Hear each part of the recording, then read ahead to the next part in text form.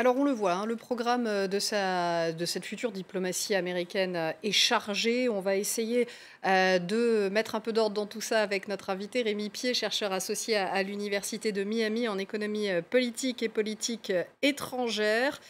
Merci tout d'abord d'être avec nous.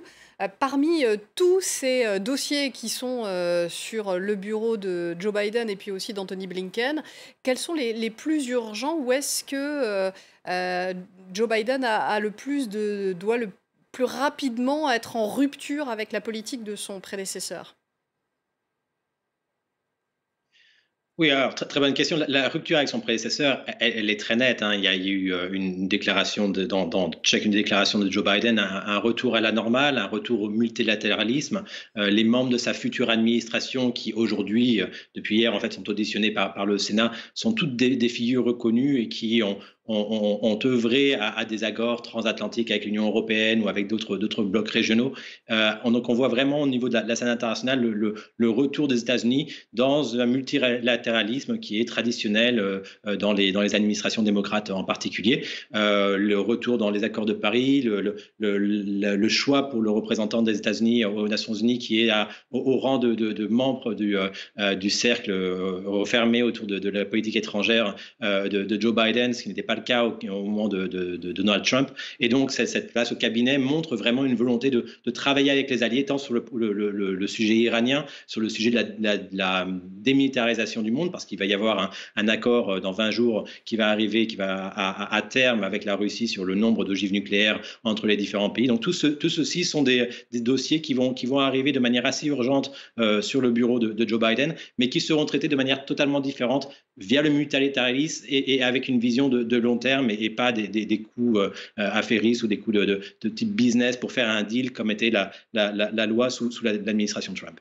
Justement, il a parlé de reconstruire les alliances à l'international. Joe Biden, on va l'écouter, on en parle après. Et à tous ceux qui sont à l'étranger, je vous donne ce message. L'Amérique a été mise à l'épreuve. Nous en sommes plus forts. Nous réparerons, reconstruirons nos alliances. Nous travaillerons à nouveau avec le monde entier, non pas pour relever les défis d'hier, mais ceux d'aujourd'hui et de demain. Nous serons des partenaires fiables et forts pour la paix, le progrès, la sécurité. Des partenaires pour la paix, autant dire que les États-Unis, gendarmes du monde, reviennent donc dans le jeu international. Sur le Moyen-Orient, la France appelait les États-Unis à apporter leur aide en Irak, en Syrie, mais Joe Biden n'est pas forcément partisan de guerre sans fin. Quel va être le rôle des États-Unis dans le Moyen-Orient? Est-ce qu'ils vont continuer à se désengager et continuer dans ce domaine-là la politique de Donald Trump?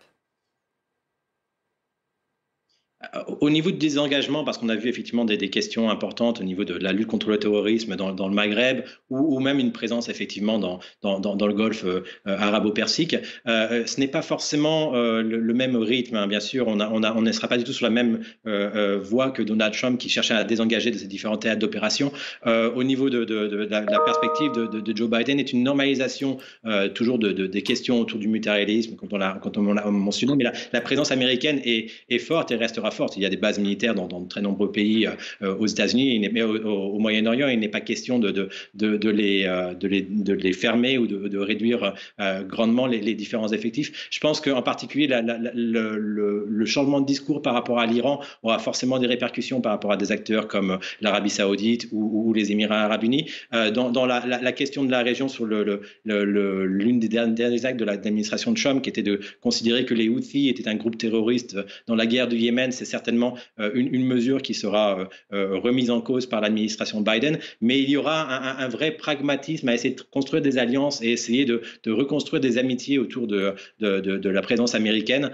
Cela risque de remettre en cause certaines relations récentes. Le grand élément qui sera différent par rapport à l'administration Obama sera forcément la relation avec la Chine, parce que la positionnement des États-Unis par rapport à la Chine, qui est vraiment, on va dire, alimenté par des craintes de délocalisation, une présence et un antagonisme très important dans les États du Nord américains, des États-Unis, qui sont très importants d'un point de vue électoral, va forcément encourager une politique économique des États-Unis qui ne soit plus protectionniste par rapport à la Chine, certainement pas au niveau des conflits de commerciaux très violents qu'on a vu pendant la période Trump. Oui, il va y avoir un infléchissement de la politique vis-à-vis de la Chine, mais Anthony Blinken a déjà condamné l'oppression du peuple ouïghour. Donc les tensions entre les États-Unis et la Chine, elles vont se poursuivre, en tout cas d'un point de vue diplomatique. Tout à fait. Elles vont se poser d'un point de vue diplomatique. Elles vont continuer, comme je disais, de manière plus importante que pendant une administration Obama, qui sera beaucoup plus antagoniste ou protectionniste par rapport aux investissements chinois. Il y a une vision américaine que l'Union européenne est allée un peu rapidement dans l'accord qui vient d'être signé avec la Chine, et au contraire, il y aurait eu une volonté du département d'État américain de travailler ensemble sur ces questions-là. Donc il y a moins de naïveté, on va dire, par rapport à la Chine que c'était le cas il y a plusieurs 10 ans ou 20 ans. Ça va continuer à être un moteur de la géopolitique internationale, et comme vous le mentionnez très bien, effectivement un retour des questions normatives sur des questions de démocratie, des questions de droits de l'homme, sur la question des Ouïghours, qui n'étaient pas abordées du tout sous l'administration de Trump, et qui seront un pilier important pour reconstruire des alliances, et des alliances d'intérêt, mais de vision commune internationalement. Et déjà on parle d'un sommet sur la démocratie qui sera promu par l'administration Biden. Bien sûr, quand on parle de sommet sur la démocratie, ça veut dire qu'il faut repenser la démocratie et mettre un peu en alerte sur des questions où le choix démocratique, ça peut être Hong Kong, ça peut être les Ouïghours, ça peut être la Russie ou autre. Et effectivement, c'est une volonté de revenir sur le devant de la scène sur des questions très centrales à l'Amérique, qui sont de démocratie et de liberté de marché. Merci beaucoup, Rémi Pied, pour votre éclairage sur cette diplomatie américaine qui s'ouvre, une diplomatie américaine en rupture avec celle de la présidence Trump.